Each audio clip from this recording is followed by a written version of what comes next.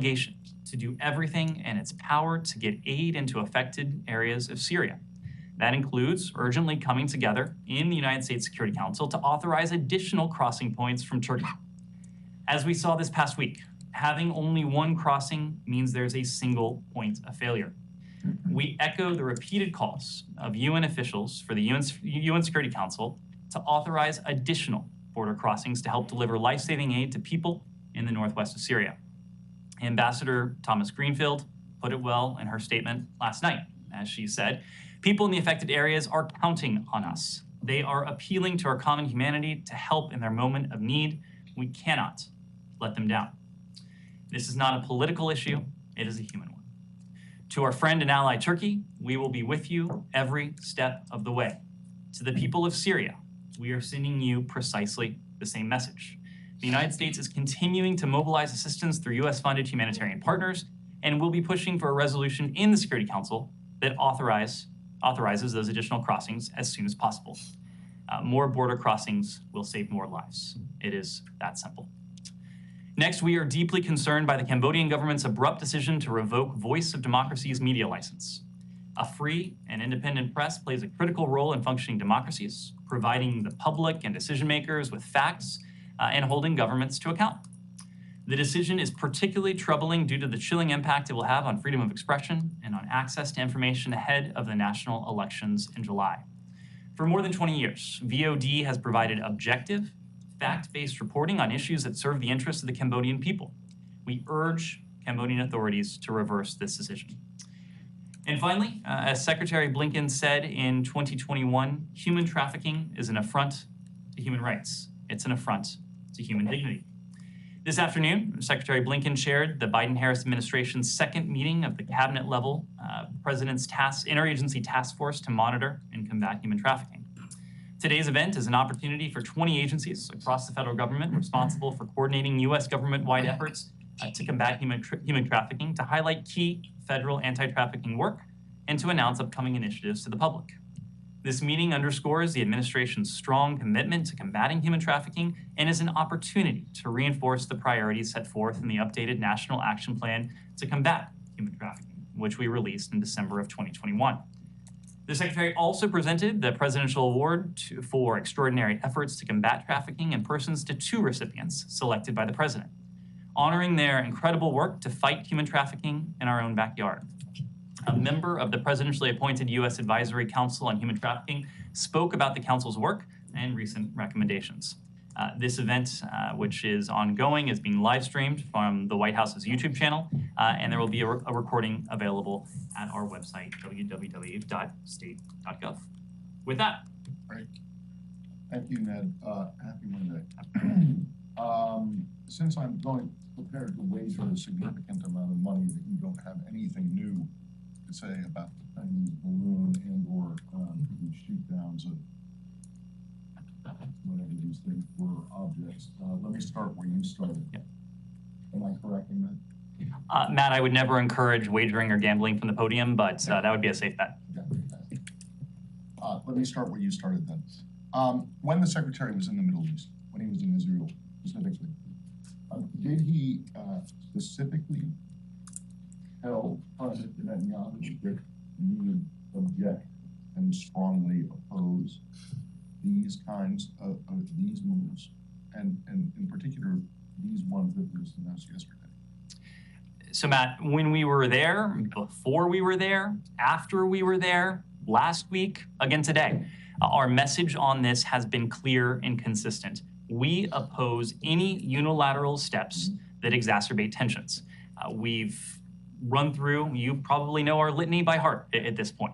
And certainly among the steps that are unilateral, that have the potential to exacerbate tensions, is settlement activity and the legalization of outposts.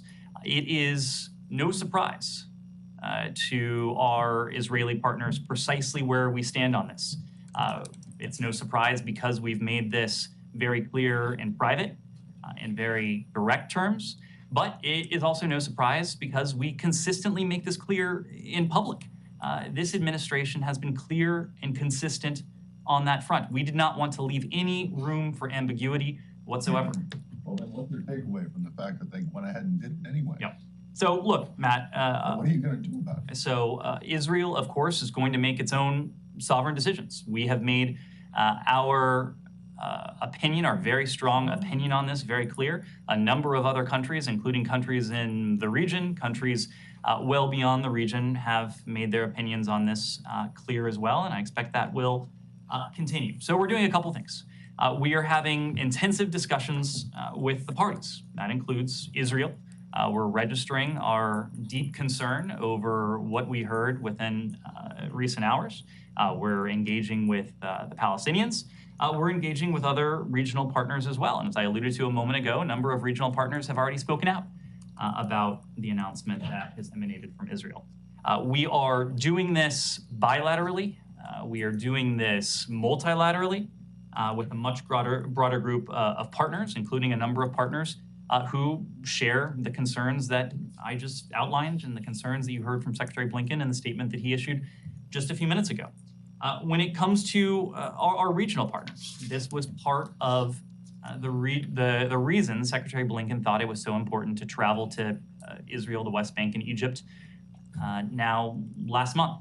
This is a regional effort in which we are engaged to do everything we can to de-escalate, to support the de-escalation of tensions.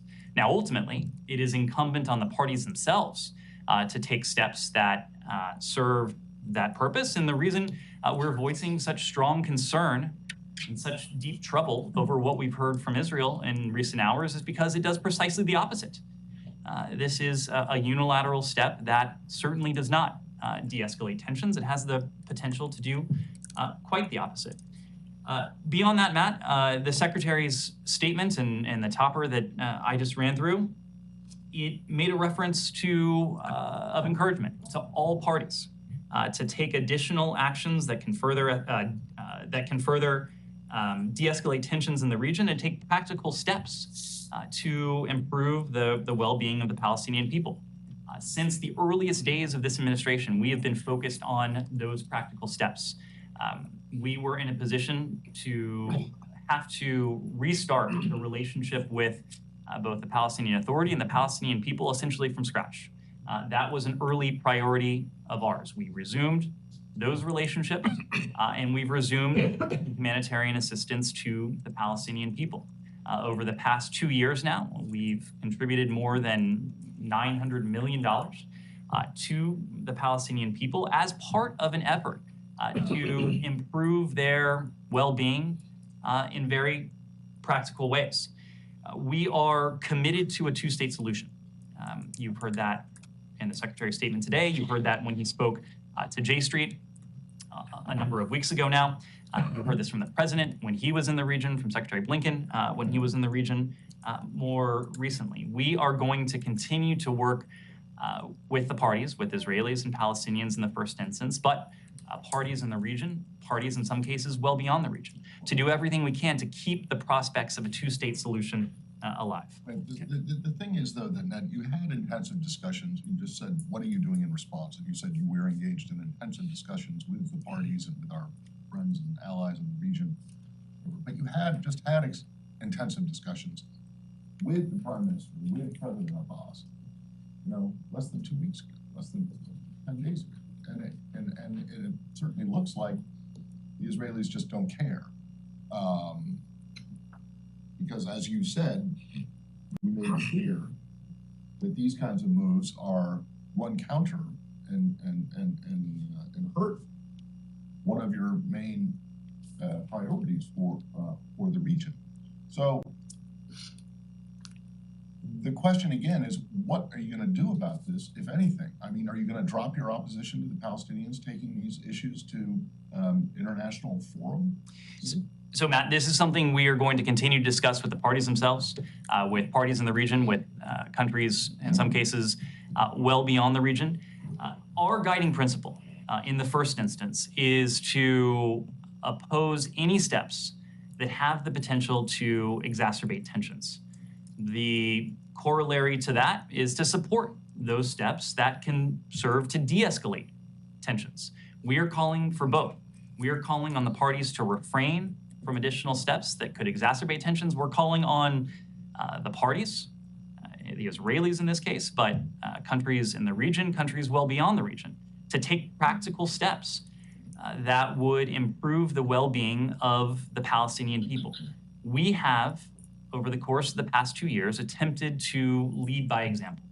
And there are any number of metrics that you can use. $900 million in humanitarian assistance is just one of them. We are going to continue with that. But right now, the first order of business is to tend to what is a very delicate situation, a situation that was made even more delicate over the past 24 hours by the announcements that have emanated from Israel. We are working to do all we can to support a de-escalation of tensions. Over the longer term, we want to support this vision of a two-state solution. Right now, our focus is on quelling the potential for additional violence, and we've already seen far too much violence over the course of recent months. But over the longer term, again, this is a vision that is predicated on two states for two peoples with equal measures for Palestinians and Israelis of security, of prosperity, of freedom, of democracy, of dignity. That remains our intention over the longer term. So can I follow up on that? Now, you said that at the beginning that you are deeply troubled. I mean, in the past, you deeply concerned. What's the difference? Is there a difference between deeply troubled and deeply concerned? Do you think it carries more weight? I wouldn't try to parse this statement beyond what we said. We are deeply troubled. We are deeply concerned by what we have seen out of Israel. And at the same time, you said that is an Israeli, of course, it's an Israeli sovereign decision. That's what you said. So if Israel tomorrow says, I'm going to annex half of the West Bank, I want to annex somewhere, that is also a sovereign decision. You agree? That is a sovereign Israeli decision. It will not prompt you to take any action beside or beyond expressing how deeply troubled you are. Saeed, that's a hypothetical, and it's a hypothetical that you know as well as I is not going to happen tomorrow. It's also a hypothetical that is inconsistent, would be inconsistent with everything that we have said about the strong urging we have put forward to both parties, to Israelis and Palestinians, that they should refrain from steps that serve only to exacerbate tensions and to put even further distance between where we are now and an ultimate two-state solution. But why call it a sovereign decision if they don't have sovereignty? Can I finish, please? So you're also saying that we don't want to compromise the effort towards a two-state solution, right? Although knowing full well that every time there's a new settlement, that really compromises the house. Not only that, if you are unable to persuade the Israelis to backtrack on settlement that they have termed as illegal, how are you going to force the Israelis to remove 700 settlers and maybe 300 and some settlement? How will you do that if there's nothing wrong with the strength of your tone. The problem is that you are not utilizing any of the tools to press upon the Israelis to take action to fulfill those words that you are saying. Saeed, I think what is especially powerful is the fact that this is not a vision that the United States has and has alone. This is a vision of two states for two peoples that has been put forth by this administration, successive American administrations of both political parties, but of countries around the world and by Israeli governments themselves, not to mention a vision that is shared by the Israeli people. The dynamic that we're talking about today, not only the steps that were announced today, but the dynamic that we've seen in recent years, steps that include settlement activity, that include legalization, that include annexation. The reason there's such opposition to that is because it is entirely inconsistent with what Israel is. It is entirely inconsistent with Israel's identity. Its identity as a Jewish state, but also a democracy, a democratic Jewish state. We are going to continue to use our voice. We are going to continue to engage with the parties. We are going to continue to engage in diplomacy bilaterally, multilaterally, to take steps that one, would serve to de-escalate tensions, but two, over the longer term, to protect and ultimately advance the prospect of that two-state solution. Also, Israel's identity is an occupying power, of the West Bank of the Palestinian territory.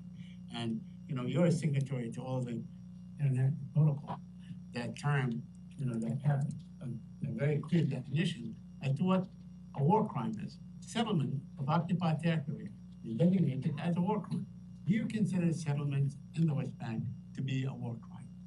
Saeed, I'm not even going to entertain that question. We believe in a two-state solution in which Israelis and Palestinians are living side by side in states of their own, where they can enjoy equal measures of prosperity, of democracy, of dignity, of security, and stability in their own states. That is the vision we put forward. That's the vision that countries around the world share. That's the vision that Israelis and Palestinians also share. My last. Now, the Israeli Prime Minister said that this was in response to Palestinian terrorism or uptick in violence and so on. Isn't that a form of collective punishment?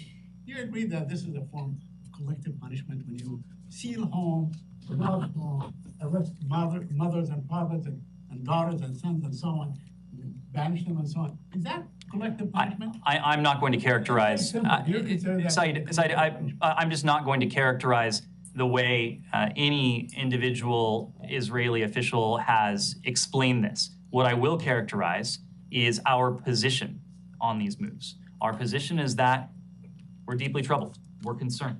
We oppose these moves precisely because they serve to move us away from that vision of a two-state solution, that has been the guiding principle of successive American administrations, that has been at the core of the vision of countries in the region, and frankly is one that is shared by those in the region. Just to sort of put this another way, during the trip last week,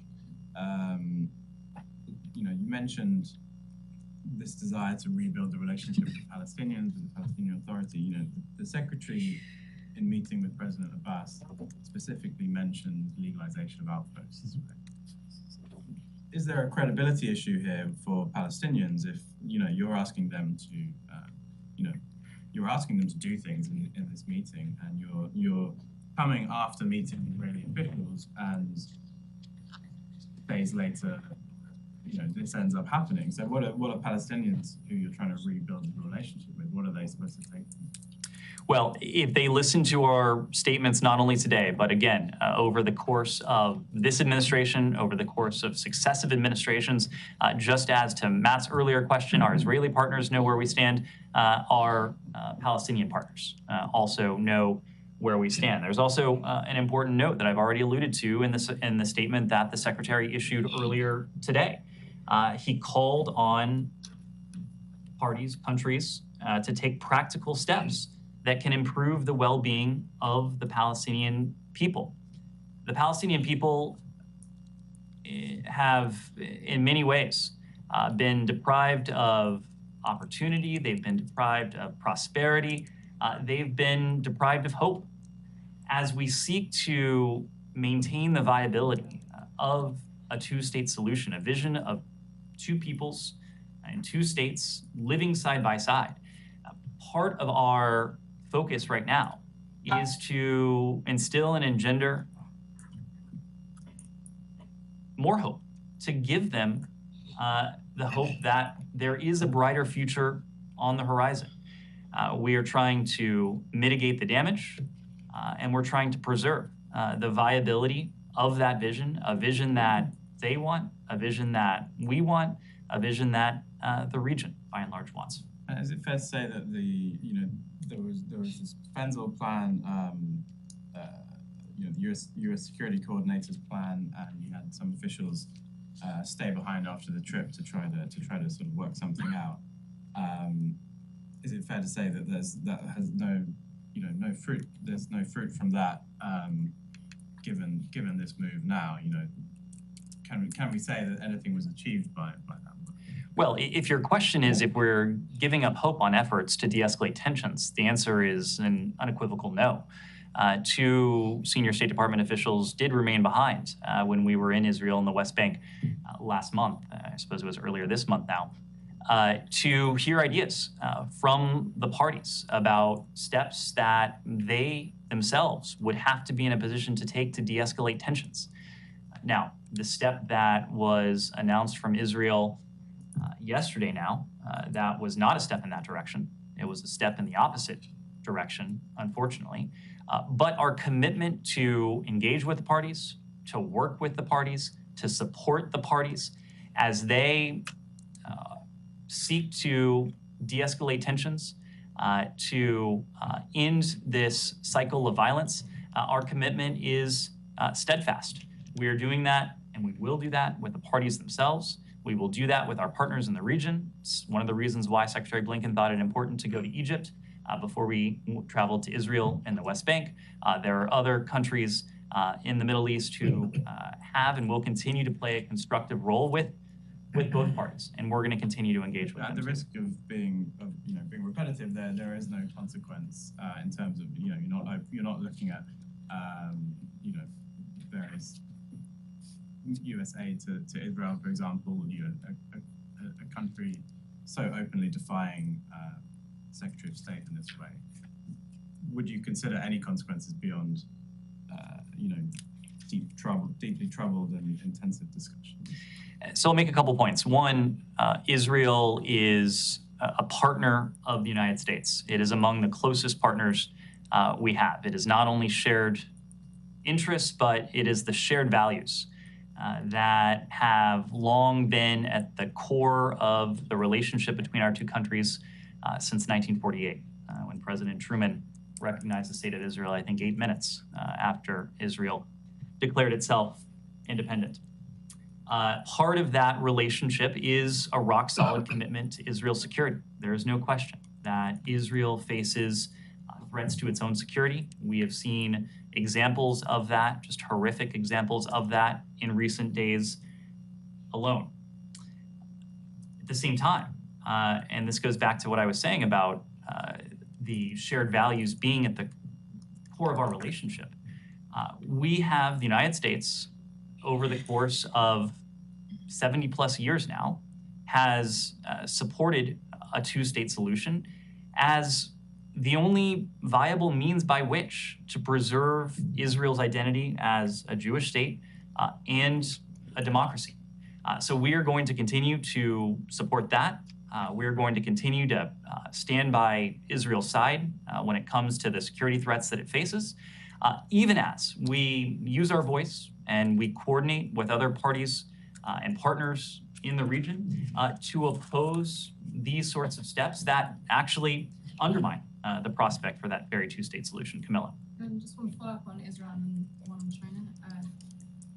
I think it's fair to say that Israel faces a threat from within. We've seen the protests in Tel Aviv over the weekend, and even more protests, tens of thousands marching in Jerusalem today. Do you have any new comment on Netanyahu's government's continuing intention to limit Israel's Supreme Court powers?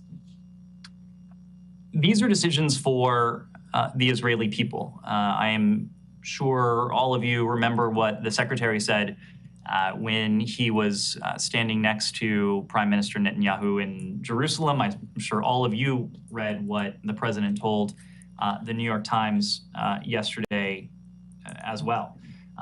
Standing next to Prime Minister Netanyahu, the secretary noted the recognition that we have in this country, but that democracies around the world have, that building consensus for new proposals is the most effective way to ensure they're embraced and that they endure. Similarly, President Biden told the New York Times yesterday that the genius of American democracy and Israeli democracy is that they're both built on strong institutions, on checks and balances, on an open, independent judiciary. Building consensus for fundamental changes is really important to ensure that the people buy into them so they can be sustained. Ultimately, these proposals are not a question for the United States. They're a question for the Israeli people.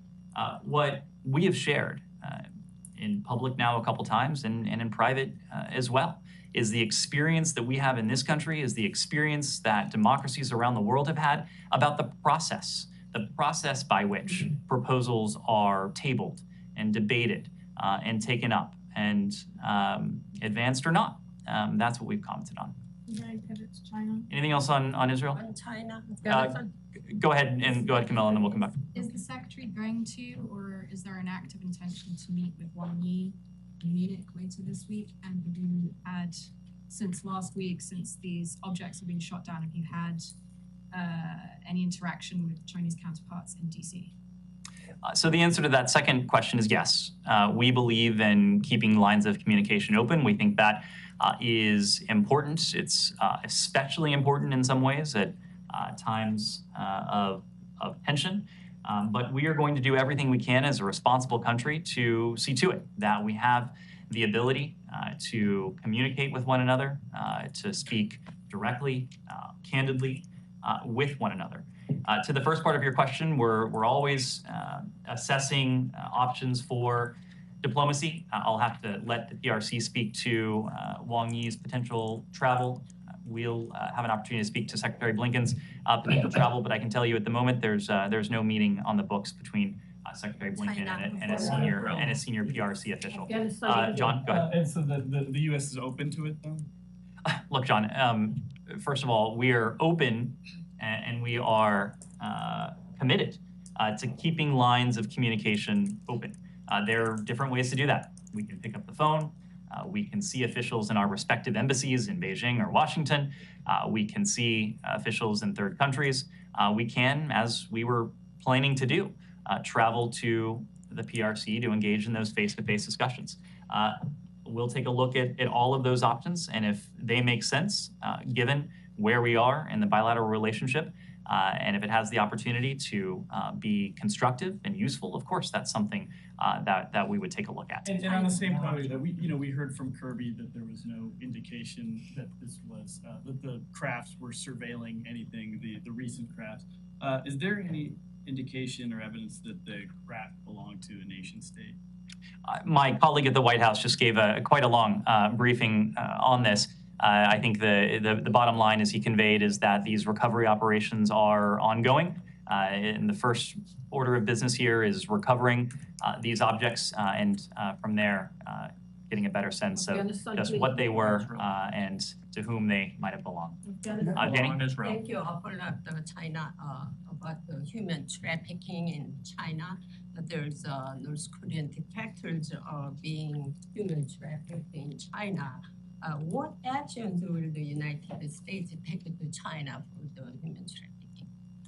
Well, as you know, Janie, we're intensely focused on this, and it's the very reason why all of the cabinet departments and agencies that are involved in combating the scourge of human trafficking are assembled or have been assembled together today to not only to herald those who have made tremendous contributions to this, but to plot out the next steps of our efforts to prioritize this challenge and to take it on. Our annual trafficking and persons report includes sections on countries around the world. There's a section in there on the PRC, so I would refer you to that for details. On trafficking? Chinese President Xi Jinping and Iranian President Raisi, they're meeting today. And they said that they announced that they will discussing maybe the anti-American front. How do you respond to this? I'm sorry, I didn't hear the last part of your question. They announced that they will discussing both, Iran and China, uniting the anti-American front. How will you? I would leave it to those two countries to characterize the purpose of their meeting. I would just make a broader point that there was a time not so long ago where the United States made a concerted effort to engage with the PRC on the issue of Iran's nuclear program, precisely because we recognize it to be a challenge to both of our countries. Our bilateral relationship with the PRC is complex, it is consequential, it is the most complex, probably the most consequential bilateral relationship we have. There are different aspects to that relationship that is primarily competitive. There are some aspects that are adversarial, potentially conflictual, which is why, again, we focused on maintaining those open lines of communication. But there are areas that have been or have the potential to be collaborative, where we do share interests, where it is in America's interest to engage with the PRC. In the context of Iran, we demonstrated that over the course of many years, working with the PRC in the context of the P5+1, first the talks, and later in the context of the Iran deal after it was implemented in January of 2016, precisely because Iran's nuclear program poses a challenge to the United States. It poses a challenge to the PRC as well. There are other challenges to the international system that Iran poses that also implicate the PRC, just as there are challenges to the international system that the PRC engages in that are a profound concern to us. So I will leave it to these countries to discuss the point of this meeting. Each country is going to have to determine the nature of its relationship with the PRC. But when it comes to Iran, we think it is important that the rest of the world make very clear that Iran's nuclear advancements, that its efforts to export terrorism and malign influence throughout the region and potentially beyond, that is not something that any country should tolerate and certainly not support. Shen Yun is highlighting his daughter recently. Do you think she will be the next North Korean leader? I don't have a, I wouldn't comment on succession in the DPRK. Go ahead. Thank you. After the earthquake, I saw several videos showing the Barzani Charity Foundation delivering humanitarian aid to people in Turkey and Syria. It is continued, very successful, and people over there, they were very thankful. My question is, why you are not trying to send some of your aid to Syria by the Kurdistan regional government? Do you believe your allied as Kurdistan regional government can provide good assistance to the delivery of aid to Syria, and especially Afrin City and around? Well, to the first part of your country, first part of your question, excuse me, we are calling on countries around the world to do everything they can to support the people of Turkey and Syria. We're doing that in this country. This is an effort that transcends the federal government. This is an effort where, once again, we've seen the generosity of spirit of the American people rise to the occasion. Yesterday during the Super Bowl, we saw another example of that, of Americans having the opportunity and Americans taking advantage of the opportunity to provide much needed support to the people of Turkey and Syria. As you know, our response on both sides of the border began almost immediately upon the news of the earthquakes last week. On the Syrian side of the border, to your question,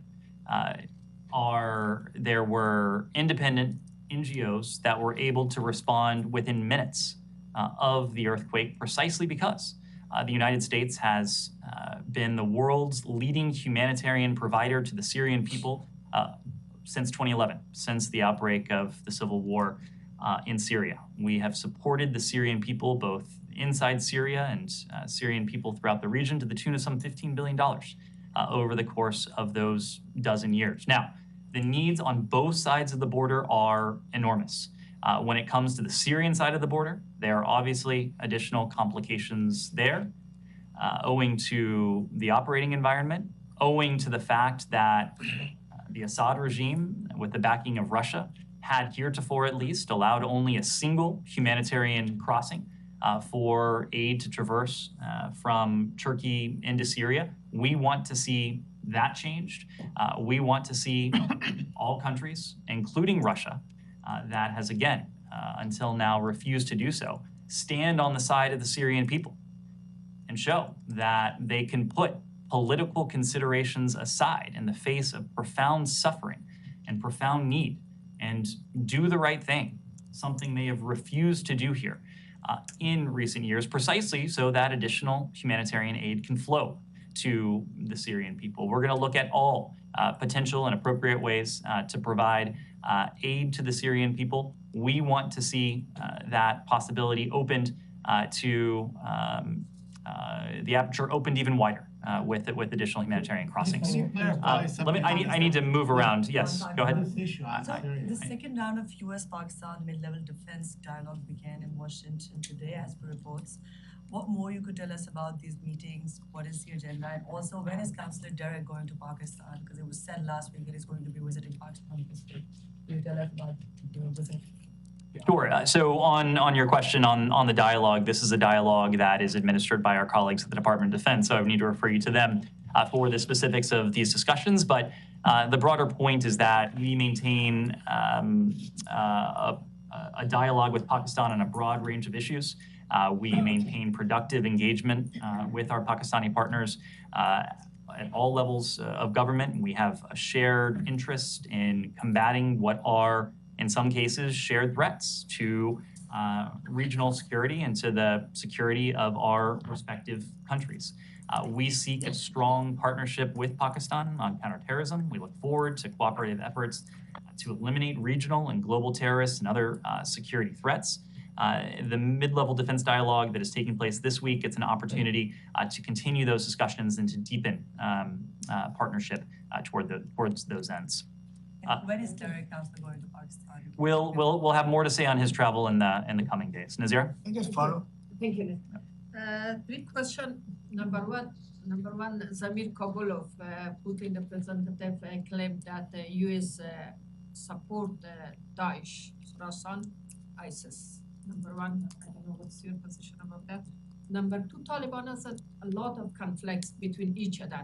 And today in Kabul, they fight against with the Daesh. But Afghan people say this is not Daesh, this is all Taliban. What do you think, end of the day, Taliban continue like that, even they are not good between each other? They have so many conflicts. And also in the north in Afghanistan, war started between Uzbek people and Taliban. Any comment about that? So to your first question, Nazira, I just reject that out of hand.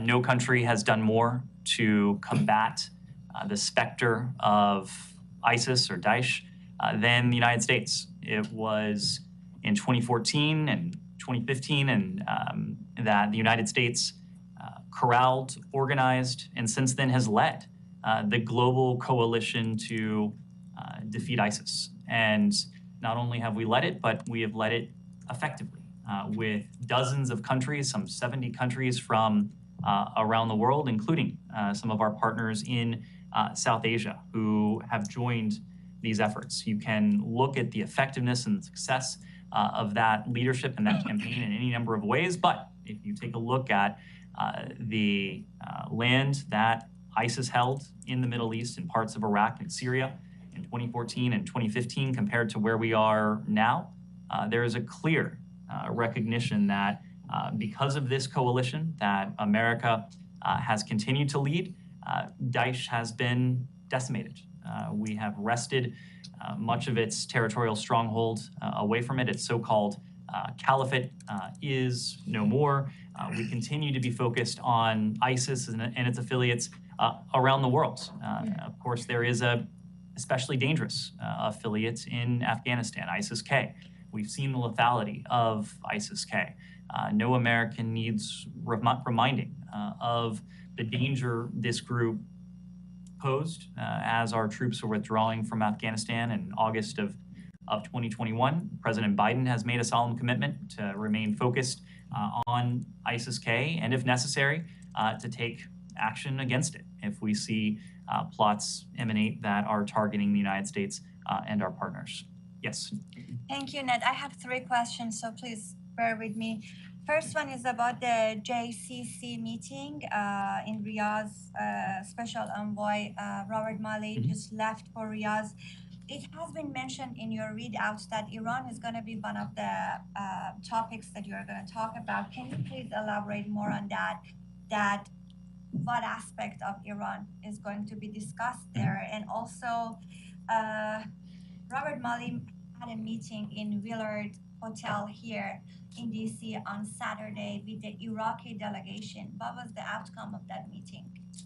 Sure. To your first question, we did announce over the weekend, I think it was, that a senior interagency delegation would be traveling to Riyadh. The delegation has arrived in Riyadh as Saudi Arabia is hosting the GCC Secretariat's headquarters to participate in 3 U.S. GCC working groups this week. I believe they will culminate on Thursday.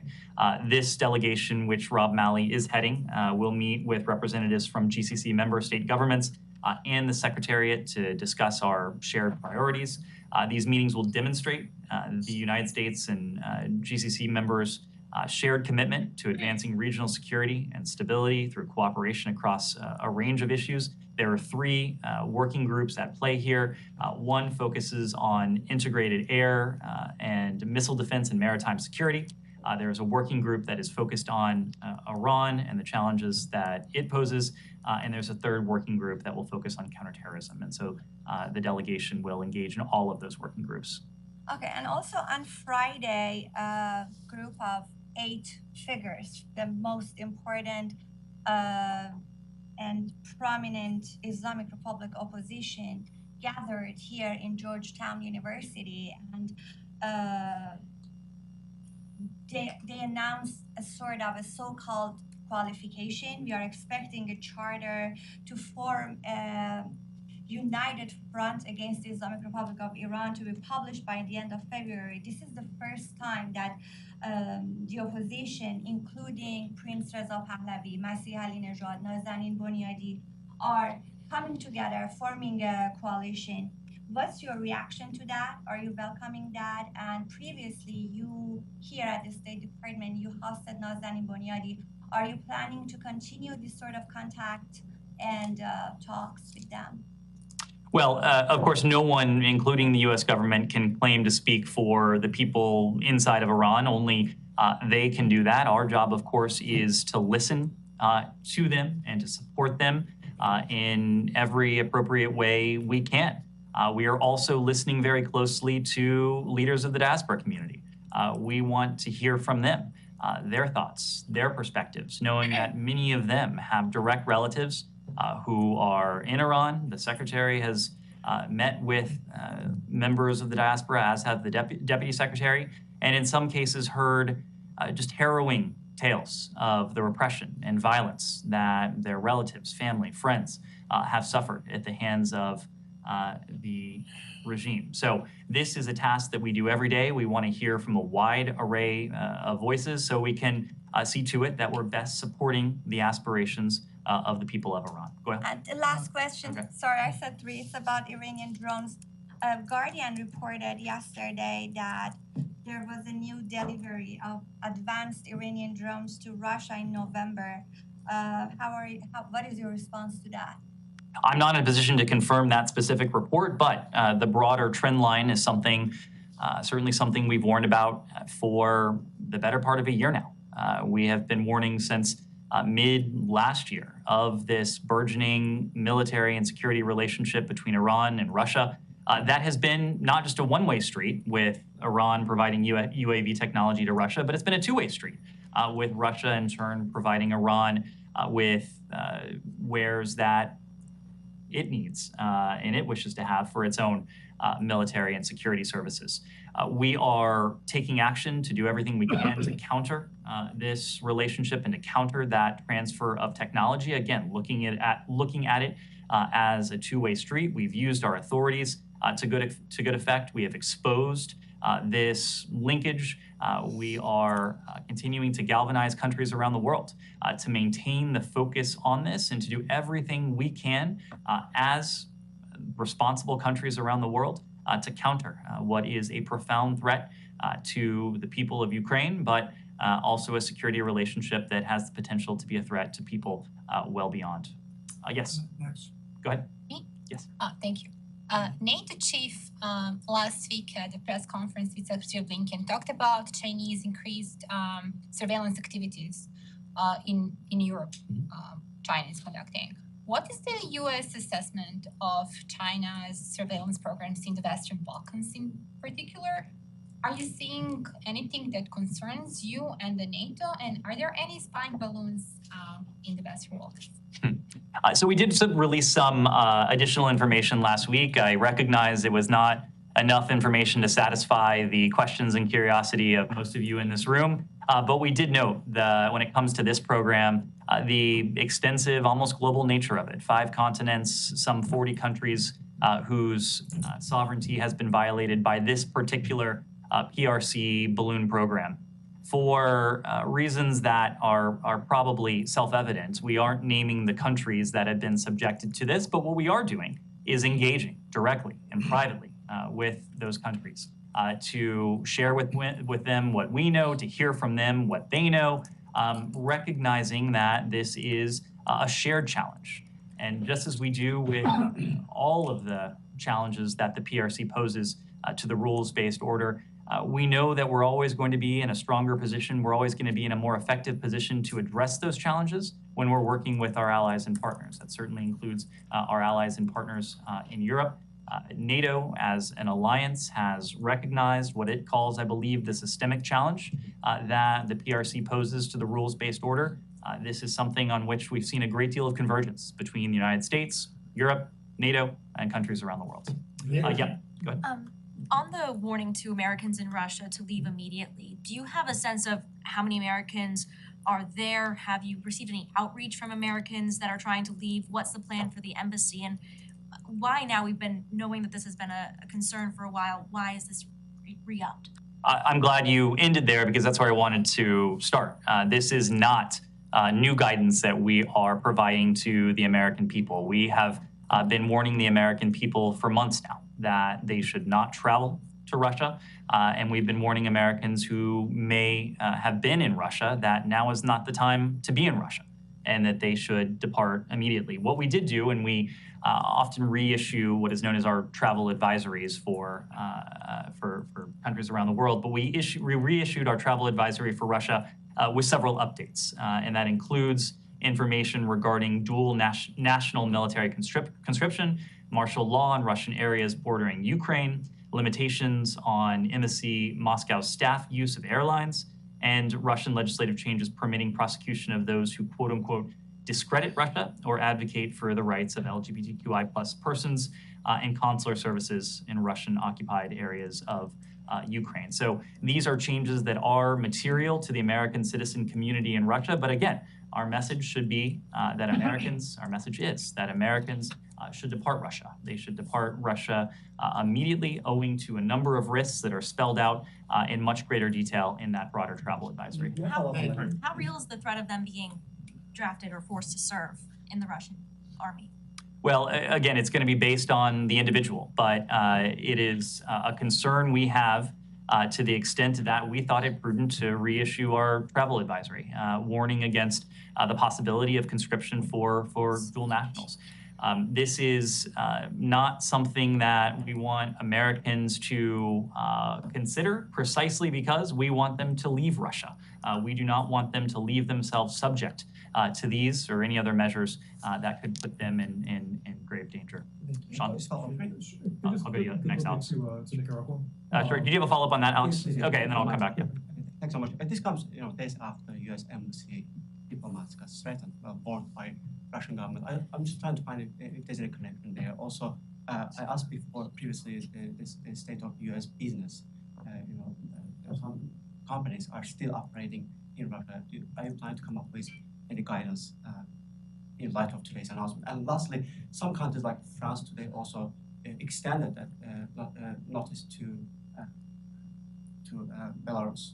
I was wondering if you also plan to include Belarus to today's announcement. So we are constantly looking at conditions within each individual country and updating our travel advisories as appropriate. That's precisely what we did in the case of Russia. Should conditions warrant, we'll update the travel advisory for Belarus as well.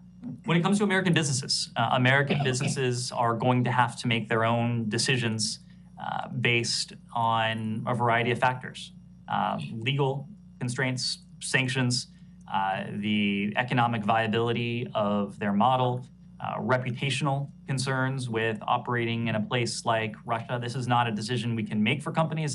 These are decisions that companies will have to make for themselves. What we are encouraging, of course, is that Americans, including American business people working for whether they're American companies or multinationals or conglomerates, that they not be in Russia because those individuals are subject to undue risk. The fact is that about 1,000 American companies have fled the Russian marketplace since the start of Russia's invasion of Ukraine. They have not done that because they have been prohibited by the U.S. government from operating in Russia. They have done that based on their own calculations. And in some cases, the Russian government has reinforced that very same message by threatening to seize assets, by threatening to take extra legal actions against these companies that pose a threat to their people, that pose a threat to their business model, that pose a threat to their viability. So a number of countries have heeded our advice, and a number of them have come to their own decisions on that front. Ned, Yeah, go ahead. Nicaragua. Sure. Following up on the release of President Putin, on Friday, I believe it was, Nicaragua sentenced to more than 2 decades in prison, Victor Alvarez, who apparently was elected in Washington. Do you have any reaction to that and what this says about anybody in the law normalization? Well, let me first start with the action that you mentioned. We condemn this action by the government of Nicaragua, and we urge Bishop Alvarez's immediate release. We also appreciate Pope Francis's strong advocacy for Bishop Alvarez. We continue to call for the release of individuals imprisoned in Nicaragua for exercising their fundamental freedoms, and we remain steadfast in encouraging the government to restore civil liberties and democracy for the Nicaraguan people. When we spoke late last week about the arrival of 222 former political prisoners from Nicaragua into the United States, we made very clear this was a welcome step, this was a constructive step, but this was in no way a panacea for the many concerns we have with the Nicaraguan regime, including the repression and oppression it continues to wield against its own people. With the 222 political prisoners who were released last week and allowed to travel to the United States, there are still many more political prisoners who remain behind. We continue to call on the Nicaraguan government to release those who are held for doing nothing more than exercising the right that is as universal to them as it is to people around the world. Thank you, Ned. 2 questions on South Asia. First, let's go back to Pakistan. It's very sad to see the press reports and TV and also experts that politically and economically situation is very bad, and also former Prime Minister Imran Khan also have already many times already accused and also challenged the current regime. But in this middle of this thing going on in Pakistan, minorities are under attack, vandalized and lootings and rapes and killings and murders, like Christians, Hindus, and also, of course, Ahmadiyas and Sikhs and many others. But what they are saying that their issues are being ignored because of these situations going on in Pakistan. So my question is that if anything they have been done to protect their well-being in Pakistan. We're aware of reports of harassment of religious minorities in Pakistan. As you know, we have an office in the State Department, the Office of International Religious Freedom, that is focused on these issues. They issue a report every year that features countries around the world. This is something that our partners on the Hill are very focused on as well. Whether it's Pakistan, whether it is any country around the world, our message is one of the importance of tolerance, religious tolerance for groups large and small, but certainly to include religious minorities. It's a message that we reinforce in public. It's a message that we convey in private as well. And my second question is, as far as U.S. companies are concerned, more and more companies are firing computer experts or ITs and H-1 visa and 2 visas now, more and more, thousands and thousands, and many of them are in this area. What is their future as far as to stay in the U.S. Because they've been here for 5, 10, 20, even 20 years, but they've been on H1 visas, and now they have no place to go as far as to stay in the US. These companies are firing more and more people. Well, I think you may be alluding to a statement that one of our senior officials from our Bureau of Consular Affairs made last week. The broader point is that the Department of State is committed to safeguarding national security while facilitating legitimate travel to the United States for both immigrant and non-immigrant travelers. We know that timely visa processing is essential to the U.S. economy and to the administration's goal of family reunification. We are quickly lowering visa interview wait times worldwide. This is certainly true in South Asia. This is a direct result of our hard work by our consular teams in the field and an embrace of innovation and efficiency in our processes. But we're also using new tools to not only address interview wait times, but to introduce efficiencies and customer service improvements. In this fiscal year, in FY22, embassies and consulates processed 90% of their pre-pandemic 2019 non-immigrant visa volume and expect to exceed that in this year, in 2023. As part of these efforts, to your question, we're working in earnest on plans to restart domestic visa revalidation for applicants who are physically present here in the United States and renewing their visa in certain petition-based non-immigrant visa categories. And we hope to have a pilot up and running later this year. This, when it is up and running, would eliminate the need for these applicants to travel abroad to renew visas, all part of the effort to eliminate inefficiencies. We can't comment at this point on how many visa holders would be initially eligible, but the pilot, we hope and expect, would begin with a small number of cases before scaling up in the coming 1 to 2 years. Yes, thank you. Yes. A couple of questions on China. Number one is there was a train derailment in Ohio a couple of days ago, and there were a lot of chemicals that were loaded on that train. I asked your colleagues since morning; they were very kind, message back and forth. But my question is, would it be correct to say that if these chemicals were to be imported from China, and after this balloons incidents are happening, would it be correct to say that China has started espionage activities in the U.S.? Can you say anything about that? So the train derailment, that is something I would need to refer to the Department of Transportation and others who are responding. Of course, I've seen the imagery of this derailment in Ohio, just the plumes of smoke and destruction that's surrounding it. It's just... I'm not focused on. I'm focused more on the chemicals that were on. I couldn't speak to what chemicals might have been on a train in Northwest Ohio. Okay, one more question. Again, a few weeks ago, I had used a term, compromising on U.S. values. You know, in this country, one of the values is the freedom of religion. And being Muslim, you know, I go Friday prayers every week.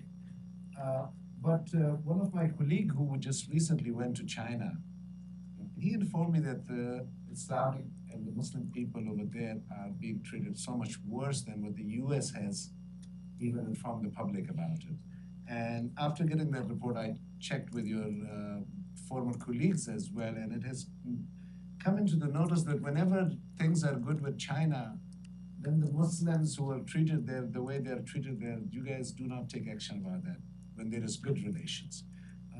But when there's bad relations, then the Uyghur Muslims issue raises up and stuff. But can you confirm that can you at least confirm that the Muslims in China, beside the Uyghurs, tons of Muslims in different states are being treated very horribly, and it is in the notice of the State Department, and you guys don't talk about it? Well, I would dispute the premise of your question. Regardless of the state of bilateral relationship with any other country around the world, our values are immutable. Our values don't change. And we are always going to speak out when we see systemic persecution, certainly on the scale that we've seen in the PRC. You said leaving aside the Uyghurs. I think that is difficult to do given the scale of atrocities that we have seen and human rights violations that we've seen committed against the Uyghurs by PRC authorities. We've been clear and consistent that this is a genocide. It's an ongoing genocide directed against the PRC's Uyghur minorities. But to the broader part of your question, there are other elements and aspects to persecution based on religious identity in the PRC. And going back to what your colleague asked just a moment ago, we have an office that is very focused on this. Every year, we produce a report that has quite detailed information on what we see in the PRC and countries around the world. Michelle? Yeah, thank you, Ned. What does the U.S. delegation visit to Saudi Arabia mean? Did the administration finish its review? And did you open a new page with the Saudis? And I have one more question. So Michelle, as I mentioned a moment ago, they are traveling to Saudi Arabia. They are in Saudi Arabia now to meet with the GCC, to take part in the important working group, these important GCC working groups. When it comes to Saudi Arabia, we are grateful to the kingdom for hosting these critical meetings. We do believe they're valuable opportunities to discuss shared concerns with all of our GCC partners. And when it comes to our relationship with Saudi Arabia, we have multiple interests. We have important work to accomplish with our Saudi partners. We are focused on pursuing and forging and crafting and operationalizing a bilateral relationship with the Kingdom of Saudi Arabia that serves the interests of the American people, that serves the interests of the United States, and that serves the purpose of a more integrated, more stable, more prosperous, more opportunity-filled Middle East. The security relationship we have with Saudi Arabia remains strong. We witnessed just a few months ago when our countries worked together to deter and to disrupt a threat emanating from Iran towards the kingdom. There are other examples of that. We are always looking at ways to optimize each and every one of our bilateral relationships around the world. And at the center of that work is one simple question. Is this relationship most effectively serving the American people, serving our interests? And that's work that's going to be ongoing in all of our diplomacy. And do you have any updates on the U.S.-Qatari strategic dialogue being held in Doha? I don't have an update on timing for you. Of course, when we were in Qatar in November of last year, we discussed plans for the upcoming strategic dialogue, but we'll let you know when we have dates to announce. Yes? Last time you claimed, quote, "We follow the law in every instance." But Archbishop Desmond Tutu's last article was an admonition to this administration. Headlined, "Joe Biden should end the U.S. pretense over Israel's secret nuclear weapons." The subhead was, "The cover-up has to stop, and with it the large sums in aid for a country with oppressive policies towards Palestinians." The Archbishop noted specifically amendments by former Senators Glenn Stewart Symington and John Glenn ban U.S. economic and military assistance to nuclear proliferators in countries that acquire nuclear weapons. He noted that Israel not only got nuclear weapons, but also, quote, "There is overwhelming evidence that it offered to sell the apartheid regime of South African nuclear weapons in the 1970s and even conducted a joint nuclear test. The U.S. government tried to cover up these facts." The Archbishop added, quote, "The U.S. government should uphold its laws and cut off funding to Israel because of its acquisition and proliferation of nuclear weapons. Are you not, in fact, in violation of this U.S. law, which is part of the Arms Export Control Act, as the late Archbishop charges?" This administration follows the law. We have an ironclad relationship with Israel, as I mentioned before. We are committed to Israel's security. That, of course, remains the same. We've spoken a lot about Israel and that bilateral relationship today, but that security partnership is strong, and we're committed to preserving that and to strengthening that. But I just cited a specific law. Will you reply to the law? Are you not in violation of the Glenn Symington amendments to the Arms Export Act? We follow the law in all instances, yes. You have to specify, you have to give me more information than that. It says that there should be a cutoff of U.S. aid to a country that proliferates nuclear weapons, or the president can issue a waiver. there has been no information of any sort of waiver. Have there been any waivers? I'm not familiar with the details of this law, but I can tell you that we follow the law in every instance. Go ahead. I'm talking about the core of the law. I'm citing a law, and you're not responding to any specifics on this specific law. Again, I'm not familiar with the details of this law. On this?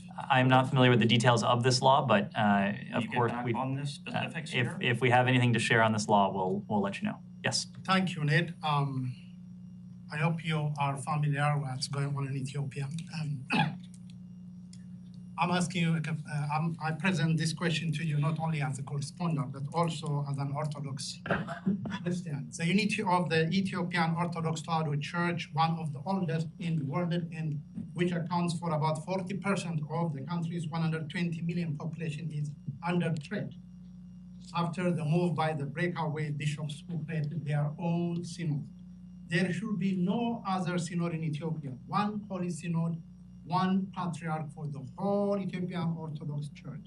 Ned, unless there is a peaceful solution for the current religious crisis in Ethiopia, it is difficult to imagine the magnitude of the dangers the current development in Ethiopia is posing, not only to one of the most ancient church of 1,007 years, but also to the peace and stability of the whole nation and the region.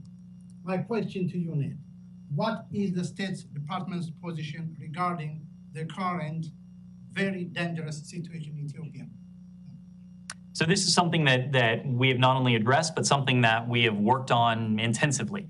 And as you know well, as a result of that diplomatic effort that we have put forward and our partners in the African Union and across the African continent have put forward, there's been a cessation of hostilities agreement that has been in place since early November of last year. We recently marked 3 months of that cessation of hostilities agreement being in effect, but most importantly, for that cessation of hostilities agreement being respected by the parties themselves. We've seen a significant diminution of the violence. We are aware that Eritrean forces are withdrawing from Ethiopia. We are going to continue to attempt to build on the progress of that cessation of hostilities agreement, but to attempt to build on the progress of greater levels of stability, greater levels of security for the people of Ethiopia, all of the people of Ethiopia. Yes. But hold on 1 second, Ned. My question to you is not about the Tigray. I give a credit to the United States for bringing a peace deal between the Ethiopian government and TPLF. But the question has nothing to do with TPLF. Right now, there is another very dangerous situation which involves politics, religion, and race. It's like a coup d'etat to get rid of the Ethiopian Orthodox Tewahedo Church. That is my question. If there is no peaceful solution, we are going to see more dangerous situations than we see in Tigray. So that's my question. What is the State Department's position right now, what we have in Ethiopia regarding this religious conflict, religious crisis? So we are a partner to the people of Ethiopia. We're a partner to the government of Ethiopia. We've worked with stakeholders across Ethiopian society. We want to be there not only to help build on what's been achieved in Tigray, but when it comes to reports of instability in other parts of the country, we've spoken of Oromia, for example.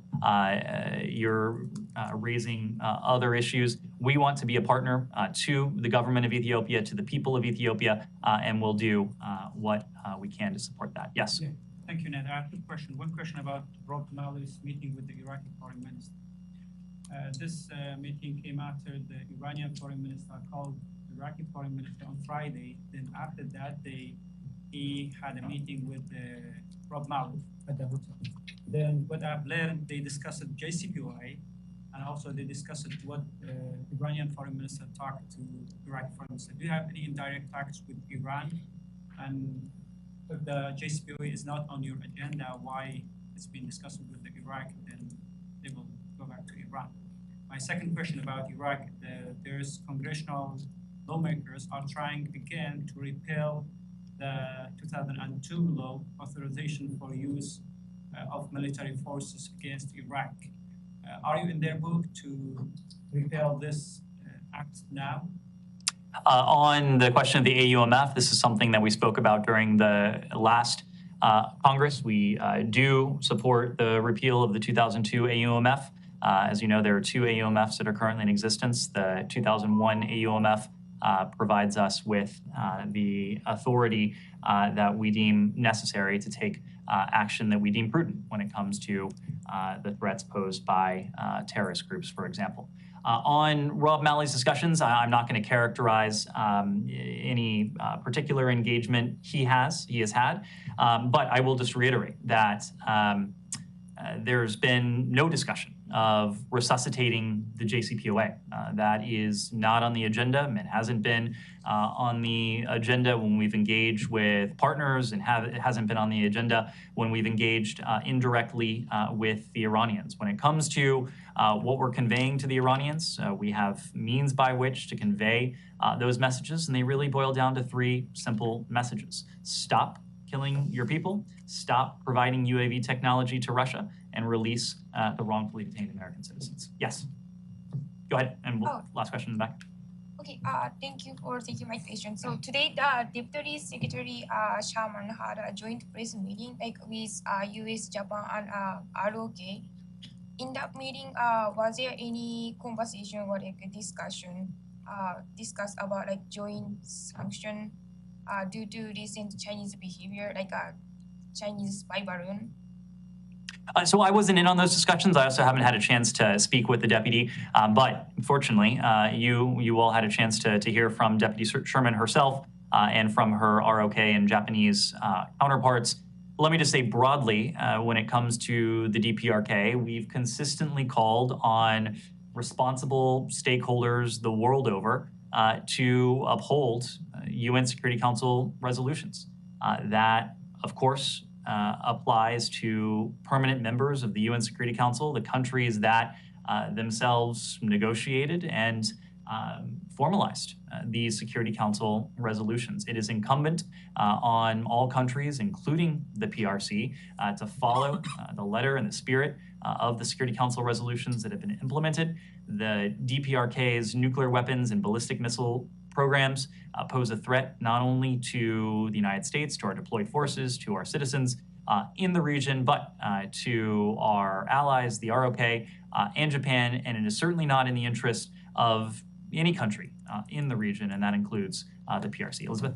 Going back to Syria real quick, time is of the essence, so why did the U.S. wait until yesterday, 6 days after the earthquake, to formally call for the UN Security Council resolution that would open up more crossings? We've been formally calling for more cross-border openings, cross-border checkpoints consistently. We have done this every single time there has been a vote at the UN.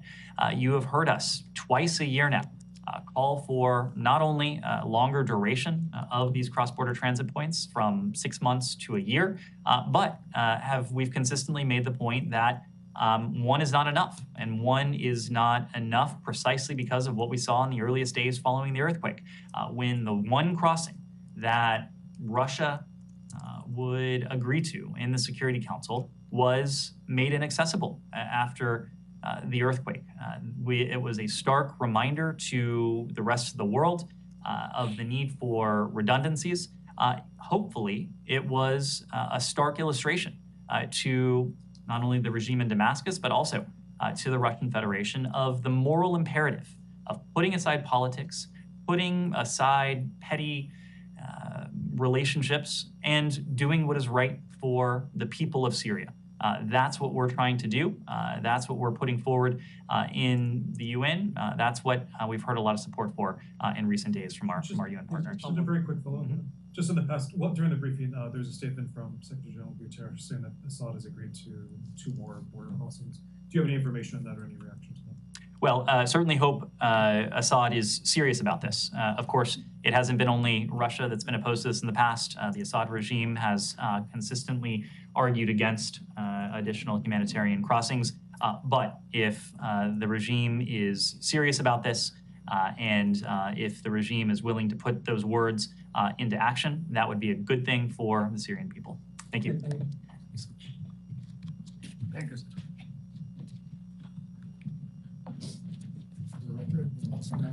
Is it? Not what I want to say. Yeah, you did a great job, thank you. Good to see you. Yeah, we'll do one tomorrow and.